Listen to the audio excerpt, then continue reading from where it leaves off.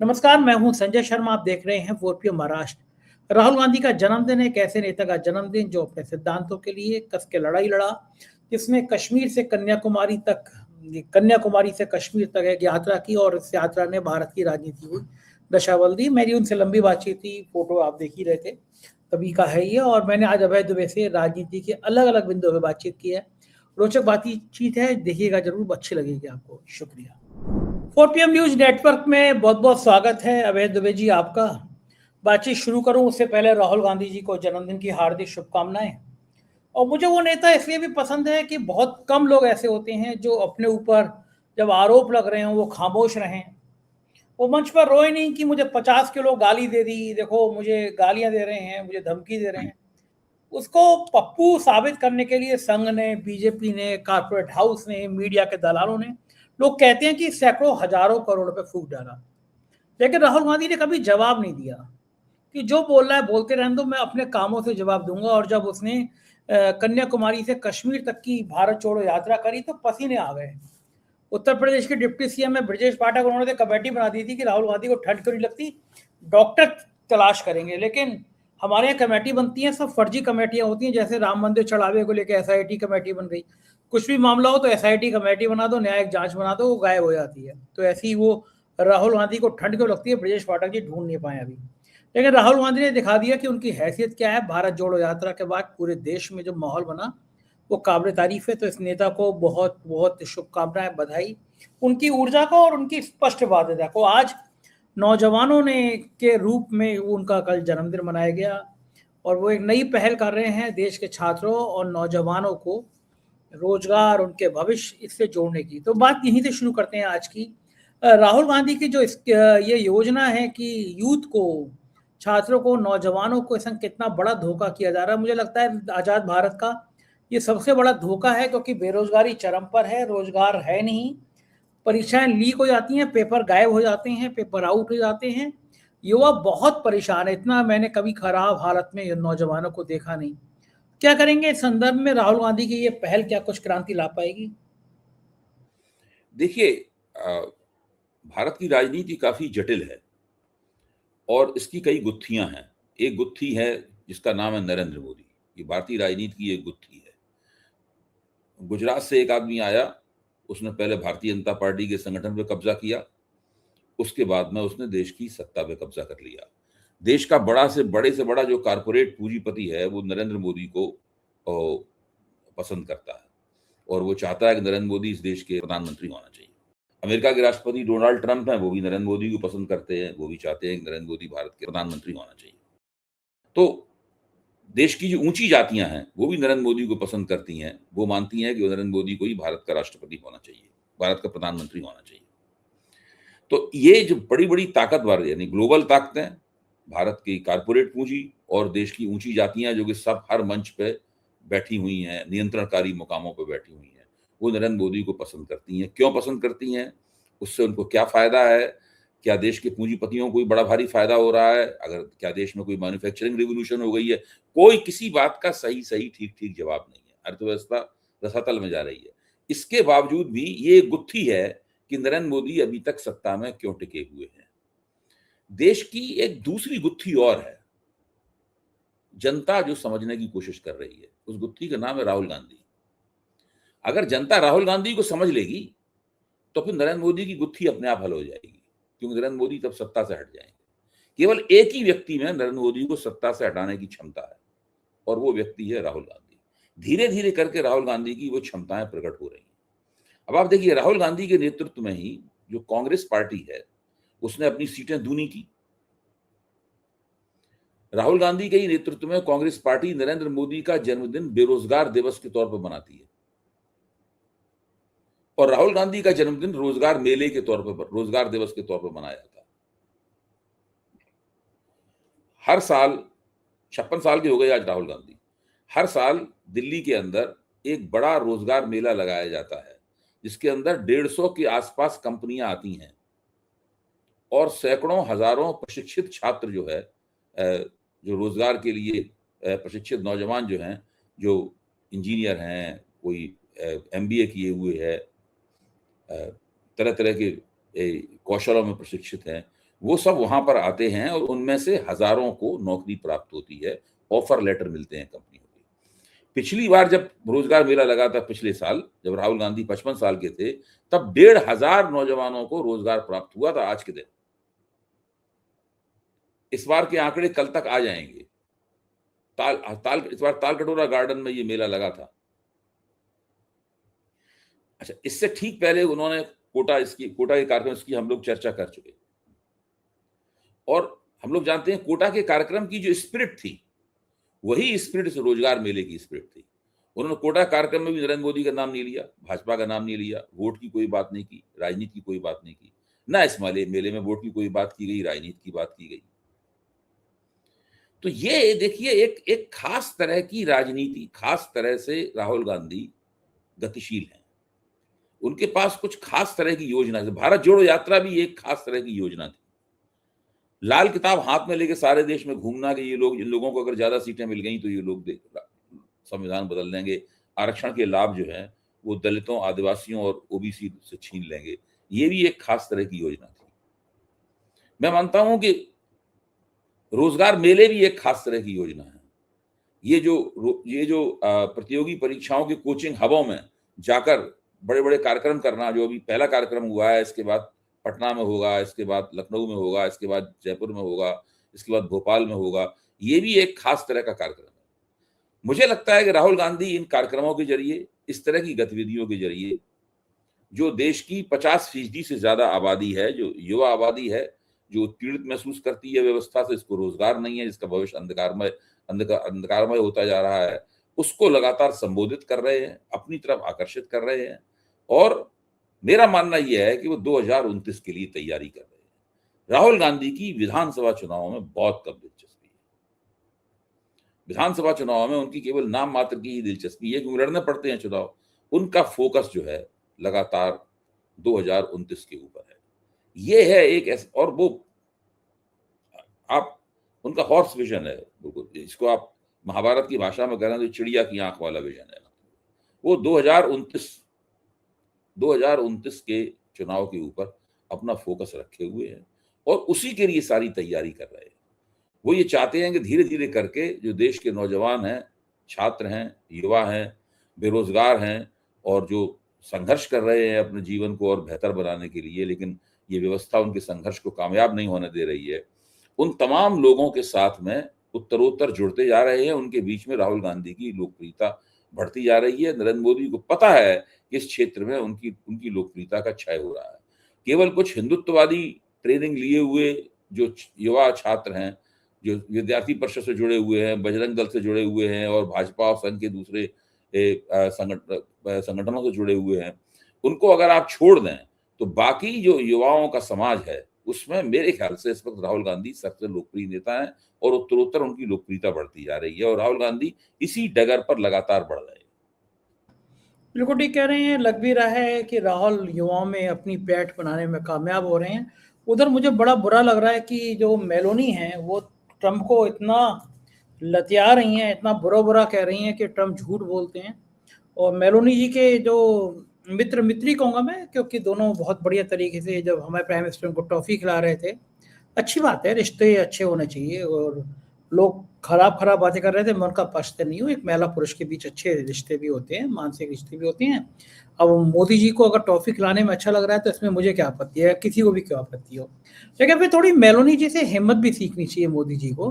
Trump को उन्होंने गरिया के रख दिया कि झूठ बोलते हैं, तगड़ा नेता झूठ बोलता है। तो मोदी जी मेलोनी से क्यों नहीं सीख पा रहे कि ट्रंप जो हमारे भारतीयों को हथकड़ी और बेड़ी लगा के भेजते हैं, हमारी मजाक उड़ाते हैं, की करते हैं, ऑपरेशन सिंदूर पे बेइज्जती करते हैं, टैरिफ लगाते हैं, तो मोदी जी कम से कम मेलोनी जी से ही सीख के कुछ हिम्मत तो पैदा कर सकते हैं। तो मोदी जी मेलोनी से भी क्यों नहीं सीखते, किससे सीखेंगे वो? देखिए मोदी जी के जीवन की जो राजनीतिक सफलता है उसमें एक पक्ष ऐसा है जिसकी बहुत बड़ी भूमिका है, वो है मोदी जी का नाटकीय होना। मोदी जी काफी नाटकीय व्यक्ति हैं और वो हमेशा अपने अपने नाटकीय चरित्र के मुताबिक हर जगह एक सीन क्रिएट करते हैं। हर जगह मोदी जी एक सीन, नजारा बनाते हैं। उस नजारे से वो उस नजारे को एक इवेंट की तरह वो ग्रहण करते हैं और उसी तरीके से उस इवेंट का राजनीतिक लाभ उठाने की कोशिश करते हैं। मेलोनी के साथ उन्होंने वो इवेंट किया, उनको उन्होंने मेलोडी की एक थैली भेंट की, और वो एक चूंकि प्रपंच था, एक इस तरह का नजारा था, तो वो इंस्टाग्राम के ऊपर वो उनका वो हिट हो गया। तो मेलोनी ने उनसे कह दिया कि इंस्टाग्राम पे हम लोग जो है वो एक हिट कपल हैं। इस बात का भी नरेंद्र मोदी ने लाभ उठाया। अब ट्रंप के साथ जब जब ट्रंप के साथ होते हैं तो मामला पलट जाता है। ट्रंप उनसे भी ज्यादा बड़े नाटकबाज हैं, और ट्रंप उनके मुकाबले बहुत ताकतवर आदमी भी है, बदतमीज भी बहुत ज्यादा है। ट्रंप किसी से कुछ भी कह सकते हैं। तो ट्रंप के सामने मोदी जी का नाटक नहीं चलता है। मोदी जी सहमे सहमे से बैठे रहते हैं ट्रंप के सामने। ट्रंप को वो कोई ट्रॉफी की थैली भेंट करेंगे, कोई चीज भेंट करेंगे, ट्रंप पे उसको कोई असर नहीं होगा। ट्रंप हो सकता है उसके बारे में बयान दे दें कि Modi gave me this, he is a good friend of mine, but I really do not like this gift. वो ये भी कह सकते हैं। तो मोदी जी ट्रंप को कुछ भी भेंट नहीं करते कभी भी। ये एक असल में ट्रंप के सामने मोदी जी का जो ड्रामा है, मोदी जी जो ड्रामा करते हैं हर एक के सामने है, चाहे गले मिलने का ड्रामा हो, चाहे बहुत ज्यादा हाथ पकड़ के जोर जोर से हंसने का ड्रामा हो, चाहे टॉफी भेंट करने का ड्रामा हो, चाहे झूला झुलाने का ड्रामा हो, चाहे बिरयानी खाने का ड्रामा हो, यही तो उन्होंने विदेश नीति में सारे काम किए हैं। उन्होंने भाई शी जिनपिंग को उन्होंने झूला झुलाया, सब लोगों से मिलते हैं, मिलने के बाद उसका हाथ पकड़ते हैं, जोर जोर से हंसते हैं हाथ हिला के, ये सब करते नहीं करते मोदी जी। ट्रंप के सामने ये सब नहीं चलता है, ट्रंप पे इन चीजों का असर नहीं पड़ता है। तो इससे मोदी जी ट्रंप से दबा महसूस करते हैं, और वो उनको लगता है कि ये बहुत ताकतवर आदमी है, अगर हम इसके साथ में रहेंगे तो कुल मिला के हमें इससे लाभ होगा। और ट्रंप, जैसे अंग्रेजी में शब्द है रिफ्लेक्टेड ग्लोरी, कोई आदमी जो बहुत शक्तिशाली है, आप उसके बगल में खड़े होते हैं तो आप उसकी शक्ति से जो आभा निकलती है, उस आभा में आप अपना चेहरा चमकाते हैं। इस तरीके से नरेंद्र मोदी और डोनाल्ड ट्रंप के संबंध को मैं इस तरीके से देखता हूं। ठीक बात है, यही और यही रिश्ते नजर भी आते हैं। भारत की राजनीति की बात करेंगे तो मोदी जी ने, बीजेपी ने चंद्रबाबू नायडू को भी ठिकाने लगा दिया। बहुत हार्ड बार्गेनर माने जाते थे चंद्रबाबू नायडू, लेकिन बंगाल में टीएमसी में जिस तरह तोड़फोड़ कराई है, उससे चंद्रबाबू नायडू को समझ में आ गया कि बीजेपी के संग रहने का खतरा क्या होता है। ऐसा कोई सगा नहीं जिसको हमने ठगा नहीं, ये कानपुर में ठगू के लड्डू का स्लोगन है, आपने भी खाए होंगे लड्डू वाले। अब चंद्रबाबू नायडू लग गए किनारे, क्योंकि अब उनको जरूरत नहीं है, उन्हीं जैसी बड़ी नेता आ गई, टीएमसी के लोग आ जाएंगे, सपोर्ट कर देंगे। क्या लगता है आपको अब चंद्रबाबू नायडू क्या करेंगे? आराम से शांति से बैठेंगे, डांट सुनेंगे, या कुछ और गेम करेंगे? देखिए, चंद्रबाबू नायडू हों चाहे नीतीश कुमार हों, जब ये गठजोड़ सरकार बनी थी तो हम सब लोगों का अंदाजा था कि ये दोनों नेता जो है, क्योंकि अब मोदी सरकार इनके ऊपर निर्भर है, तो ये लोग अपने फायदे के लिए मोदी सरकार को लगातार दबाव में रखेंगे और तरह तरह की मांगे करेंगे उनसे। शुरू में उन्होंने किया भी ऐसा। चंद्रबाबू नायडू ने आंध्र प्रदेश की नई राजधानी बनाने के लिए बहुत लंबी चौड़ी रकम की मांग की। नीतीश कुमार ने भी बिहार के लिए कुछ स्पेशल पैकेज की मांग की, क्योंकि स्पेशल पैकेज टेक्निकली नहीं मिल सकता था, वो प्रथा खत्म कर दी गई थी। इसलिए उन्होंने कहा नहीं, अगर स्पेशल पैकेज नहीं, लेकिन कुछ हमें भी बड़ी लंबी चौड़ी रकम दे दो। तो उस वक्त मोदी सरकार दबाव में महसूस कर रही थी, और मोदी सरकार ने उनकी बात मान भी ली। यहां तक कि एनडीए के इतिहास में पहली बार तेलुगु देशम के एक नेता को गवर्नर का पद तक दिया गया, छोटे राज्य का गवर्नर का पद दिया गया, लेकिन दिया गया। इससे पहले सारे ये चीजें भाजपा के लोगों के लिए तय थी। तो उस वक्त ये लगा था कि ये दोनों नेता शायद बार बार मोदी को निचोड़ेंगे अपने फायदे के लिए। लेकिन हम लोगों ने देखा परिस्थिति बदली। जैसे ही मोदी ने हरियाणा और महाराष्ट्र के चुनाव जीते और राष्ट्रीय स्वयंसेवक संघ के साथ अपने थोड़े से जो संबंधों में खटास आ गई थी, उस खटास को उन्होंने दूर किया और संघ ने उनका समर्थन करना शुरू कर दिया। यानी घर के अंदर मोदी ने हरियाणा और महाराष्ट्र के चुनाव जीत के ये साबित किया कि अभी भी चुनावी रणनीति पे उनकी पकड़ है, और वो ऐसे चुनाव जीत सकते हैं जो चुनाव लगभग हारे हुए माने जा रहे थे। और संघ के साथ जैसे ही उन्होंने संबंध अच्छे किए, वैसे ही जो उनके घर के अंदर उनके ऊपर छींटाकशी हो रही थी और उनका लगातार तिरस्कार और अपमान चल रहा था, उसको उन्होंने दूर कर दिया। इसके बाद मोदी जी मजबूत हो गए। फिर मोदी जी ने, जब मोदी जी अंदर मजबूत हुए, तो उन्होंने धीरे धीरे करके अपने जो गठजोड़ पार्टनर थे उनको उन्होंने ये संदेश दिया कि वो निचोड़े जाने वाले प्रधानमंत्री नहीं है।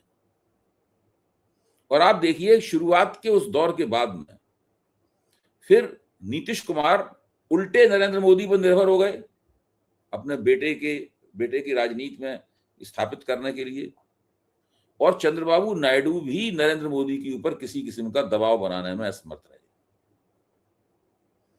अच्छा, अब आज स्थिति क्या है? आज स्थिति यह है कि नरेंद्र मोदी को परिसीमन करना है। परिसीमन करने के लिए उनको 2/3 बहुमत चाहिए। 2/3 बहुमत से एनडीए काफी दूर है। तो उन्होंने सिलसिलेवार तमाम दलों को जो टूट सकते हैं उनको उन्होंने तोड़ना शुरू किया है, और इस प्रक्रिया में भारतीय जनता पार्टी भी मजबूत हुई है और एनडीए भी मजबूत हुआ है। मेरे ख्याल से वो जो 7 राज्यसभा सदस्य पंजाब से आम आदमी पार्टी के टूटे थे राघव चड्ढा के नेतृत्व में, वो तो सीधे सीधे भारतीय जनता पार्टी में चले गए। लेकिन उसके बाद में जो लोग टूटे हैं, चाहे वो उद्धव ठाकरे की शिवसेना हो, चाहे तृणमूल कांग्रेस के हो, ये लोग सीधे सीधे भारतीय जनता पार्टी में नहीं गए। इन लोगों ने अलग गुट बनाया है और कुछ दूसरे नामालूम किस्म के, अनाम किस्म के दलों में अपना विलय कराकर ये लोग एनडीए को समर्थन कर रहे हैं। इस बार ये वाली विधि अपनाई गई है। दूसरी तरफ द्रमुक से, डीएमके से लगातार एक बैक चैनल बातचीत भाजपा चला रही है। वो डीएमके को तोड़ने की बजाय डीएमके को फुसलाने की कोशिश कर रही है। उनके सामने एक फार्मूला पेश कर रहे हैं कि हम आपकी सीटें जो हैं 50% बढ़ा देंगे, और ये इसी फार्मूले के तहत जो है हम परिसीमन करेंगे, इसलिए आपको उस तरह की दिक्कत नहीं होगी। आप ये परिसीमन वाला बिल जब आए तो आपके सांसदों को चाहिए कि कम से कम इस बिल के ऊपर आप हमें समर्थन कर दें। डीएमके ने अभी तक हाँ नहीं बोली है। अभी 44 सीट 2/3 बहुमत से भारतीय जनता पार्टी दूर है। अगर डीएमके उनसे कह देती है कि हमारे सारे सांसद आपका समर्थन करेंगे इस मुद्दे के ऊपर, परिसीमन के मुद्दे के ऊपर, तो फिर बहुत छोटी संख्या रह जाएगी जो संख्या भाजपा को कवर करनी है। उस संख्या को कवर करने के लिए भारतीय जनता पार्टी दोनों सदनों का एक संयुक्त अधिवेशन बुला सकती है और कोशिश करके बहुत सारे सांसदों को अनुपस्थित कर दिया जाएगा। अनुपस्थित करने से दोनों जो उपस्थित सदस्यों की संख्या होगी वो प्रभावी रूप से कम हो जाएगी, और उस कम संख्या के अंदर भारतीय जनता पार्टी अपना 2/3 बहुमत साबित कर देगी। मेरा मानना है कि वो इस योजना के ऊपर चल रहे हैं और लगातार उनकी यही योजना है कि या तो उनके पास 2/3 बहुमत हो जाएगा, 2/3 बहुमत नहीं हुआ तो इस तरीके से 2/3 बहुमत साबित कर देंगे। आप देखिए, महीने 2 महीने के अंदर ये बात हो जाएगी इस तरह की। ये तो बड़ा शॉकिंग हो जाएगा कि अगर इस तरह का बहुमत साबित किया तो ये समझ में आ जाएगा कि अब क्रांति नई होगी और उत्तर प्रदेश खास तौर से निशाने पे होगा। और राम मंदिर ने, भगवान राम ने वो तमाचा दिया है जो राम के नाम पर लूट करते थे। ये तो कहते हैं कि भगवान का अदृश्य ताकत, भगवान का सिर पे डंडा पड़ना। ये जो गोबर भक्त थे उनके कारनामे सामने आ गए हैं। भाई, इन्होंने जमीनों में घोटाला किया, चढ़ावे में घोटाला किया, शिलाएं बेच दी, और तो नई नई बात सामने आ रही है। और भक्त भी, जो चंदा चढ़ता था वो शायद 10% रह गया, 90% लोगों ने पिछले 15 दिनों में चढ़ावा चढ़ाया ही नहीं। लोगों को लगा कि हम भगवान के नाम पर चढ़ावा चढ़ा रहे हैं और ये बेईमान अपनी जेबें भर रहे हैं। चंपत हो गए वो चंपत जी, गायब ही हो गए, मिल ही नहीं रहे हैं। योगी जी कह रहे हैं किसी के पास कोई सबूत हो तो एसआईटी को लाके दीजिए। क्या सबूत होते हैं जो पैरों में गोली मार दी जाती है? क्या सबूत होते हैं जो बुलडोजर चला दिया जाता है? चंपत राय के और ड्राइवरों के घरों का सोना बरामद हो गया तो अभी तक बुलडोजर क्यों नहीं चलाया गया? वो कहाँ चले गए एसटीएफ के अमिताभ यश की बहादुरी वाली गाथाएं, वो पैरों में गोली मारने की कहानियां, वो किसके लिए होती है? लोग पूछ रहे हैं। सोशल मीडिया पे चर्चाएं चल रही है कि इन बेईमानों के, और कौन बेईमानों के राज करेगा? यूपी के आईएएस और आईपीएस अफसरों के घर वालों की जमीनें ही निकल गई ना। कि अयोध्या में किसने माँ के नाम पर, किसने सास के नाम पर, किसने बाप के नाम पर, किसने ससुर के नाम पर, इन अफसरों ने ही जमीनें, भगवान की नगरी में इन्होंने ही रिश्तेदारों के नाम पे जमीनें खोद डाली सारी, खरीद डाली सारी। मुझे लगता है कि उत्तर प्रदेश के इतिहास में अयोध्या में जितना भ्रष्टाचार हुआ है, अकेले अयोध्या में, उतना शायद उत्तर प्रदेश के किसी भी, उत्तर प्रदेश में लखनऊ में एनआरएचएम घोटाला था जिसमें 3 सीएमओ की हत्या हो गई, मुझे लगता है इतना भ्रष्टाचार तो उसमें भी नहीं हुआ। यानी जब उत्तर प्रदेश का इतिहास लिखा जाएगा तो भगवान राम की नगरी अयोध्या उस रूप में भी दर्ज की जाएगी कि इस जिले में सबसे ज्यादा घोटाला हुआ, भ्रष्टाचार हुआ। किया किसने? गुजराती ठेकेदारों ने, संघ और बीजेपी से जुड़े लोगों ने। भगवान का नाम भी इन्होंने कहीं का छोड़ा नहीं। क्या कुछ असर पड़ेगा इन बेईमानों पे? कोई असर नहीं पड़ेगा। भगवान जी का श्राप लगेगा? नहीं लगेगा अभय जी। देखिए, असर पड़ सकता था। एक तो पहली बात, मैं आपकी इस बात का पूरी तरह सहमत हूं कि राम मंदिर के इर्द गिर्द ये जो बहुत बड़ा करोड़ों करोड़ों रुपए का भ्रष्टाचार हुआ है, जो जमीन घोटाले से लेकर और दान पात्र से गायब हुई रकम से जुड़ा हुआ है, ये एक बहुत बड़ा स्कैंडल है और इस वक्त सब लोग इस स्कैंडल को दबाने में लगे हुए हैं। और ये देख के मुझे थोड़ा सा ताज्जुब होता है कि दबाने वालों में उत्तर प्रदेश के मुख्यमंत्री योगी आदित्यनाथ भी शामिल है। लगता यह है कि वो स्कैंडल को जबकि उनसे उम्मीद ये की जाती थी कि वो स्कैंडल को दबने नहीं देंगे। चूंकि उत्तर प्रदेश में चुनाव जो है वो अब 6-7 महीने ही दूर रह गया है एक तरह से, तो ऐसी स्थिति में मुझे लगता यह है कि उन्होंने, मैं पहले कह भी चुका हूं 4 PM के मंच पे, आपके साथ बातचीत में ही कह चुका हूं कि इन्होंने, लगता है कि कांग्रेस की भाजपा आला कमान के साथ में इन्होंने एक तरह का एक फौरी समझौता सा कर लिया है चुनाव जीतने के मकसद से। इसलिए वो इस मामले में हाथ नहीं डालना चाहते, इसलिए वो इस मामले में ऐसा कुछ नहीं करना चाहते जिससे नरेंद्र मोदी और अमित शाह और चंपत राय वगैरह जैसे लोगों के साथ में उनका विवाद पैदा हो। इसलिए वो एक SIT सी बना दी है उन्होंने और इस तरह की बात बोल रहे हैं कि आपने राम मंदिर बनने के लिए इतने दिन तक प्रतीक्षा की, अब 10 दिन और प्रतीक्षा कर लीजिए, सब मामला दूध का दूध और पानी का पानी हो जाएगा। सब लोग यही फिक्रा बोल रहे हैं, दूध का दूध और पानी का पानी हो जाएगा। सवाल ये है कि वहां तो दूध है ही नहीं, पानी में खड़िया पड़ी हुई है, उसमें से क्या दूध निकलेगा? पानी में खड़िया डाल के उसको सफेद किया गया है, दूध कहाँ से निकलेगा उसके अंदर? वो तो निकलेगा नहीं दूध उसके अंदर। बहरहाल ये एक बहुत बड़ा भ्रष्टाचार है और जब सरकार ही भ्रष्टाचार की पोल खोलने के खिलाफ हो, सरकार ही उस भ्रष्टाचार को दबाने के पक्ष में हो, तो कैसे उस भ्रष्टाचार के दोषी पकड़े जाएंगे? कोई नहीं पकड़ा जाएगा उसके दोषी। कितना खराब है कि लोगों की आस्थाएं, जो बेचारे सीधे साधे होते हैं, गरीब होते हैं, जो 50 रुपए भी जिसके लिए भगवान को चढ़ावा देना, मतलब किसी हम जैसे आदमी के लिए जो 5 लाख होगा उसकी 50 रुपए की बरकत के बराबर होती है। उसकी जिंदगी में होती कितना रुपया, उसके लिए 50 रुपए बहुत होते हैं, लेकिन तब भी वो मन से श्रद्धा के संग भगवान को 50 रुपए अर्पित करता है। और ये बेईमान, ये तो भगवान के चढ़ावे में से गड्डी की गड्डी ले जा रहे हैं। नृपेंद्र मिश्रा क्यों नहीं बर्खास्त किए गए अभी तक? चंपत राय क्यों नहीं हटाए गए? नृपेंद्र मिश्रा क्या जिम्मेदार नहीं है? कार सेवकों पे गोली चलाई, मंदिर में भ्रष्टाचार। सब लोग जिम्मेदार हैं, सब लोग जिम्मेदार हैं। राम मंदिर के बनवाने में और अयोध्या का जो सुंदरीकरण, सड़कों का जो चौड़ीकरण, ये सब वगैरह जो हुआ था, इसके अंदर बहुत बड़े पैमाने में भ्रष्टाचार हुआ है और हम सब लोग इस बात को जानते हैं। बार बार इस बात की मांग उठती रही है, इन मसलों के ऊपर प्रकाश डाला जाता रहा है, भंडाफोड़ होते रहे हैं, लेकिन कुछ नहीं होता है, कुछ नहीं होता है, क्योंकि केंद्र सरकार और राज्य सरकार दोनों ही इस पक्ष में है कि इस मामले को किसी भी तरीके से बिगड़ने न दिया जाए, किसी भी तरीके से इसको दबाए रखा जाए। मेरे ख्याल से उत्तर प्रदेश के चुनाव तक तो कुछ नहीं होगा। जब उत्तर प्रदेश का चुनाव हो जाएगा और मोदी और अमित शाह मिलकर योगी आदित्यनाथ को मुख्यमंत्री नहीं बनने देंगे, अगर जीत गई भाजपा, अगर लगा हुआ है, अभी तो कोई गारंटी से नहीं कह सकते कि भाजपा ही जीतेगी, अगर उनको मुख्यमंत्री नहीं बनाया गया, तब देखिए क्या होता है, वो देखने वाली बात होगी। बिल्कुल ठीक बात है, निगाह बनी रहेगी। बहुत बहुत शुक्रिया अभय जी, आपने मुझे इतना समय दिया, बातचीत की, थैंक यू सर। ये थे अभय दुबे जी। पूरी बातचीत आपने सुनी, कैसी लगी बातचीत मुझे बताइएगा। आपकी जो प्यार भरे कमेंट आते हैं, ये मेरी ताकत है, मेरा हौसला है, इसे बनाए रखिएगा। शुक्रिया, थैंक यू।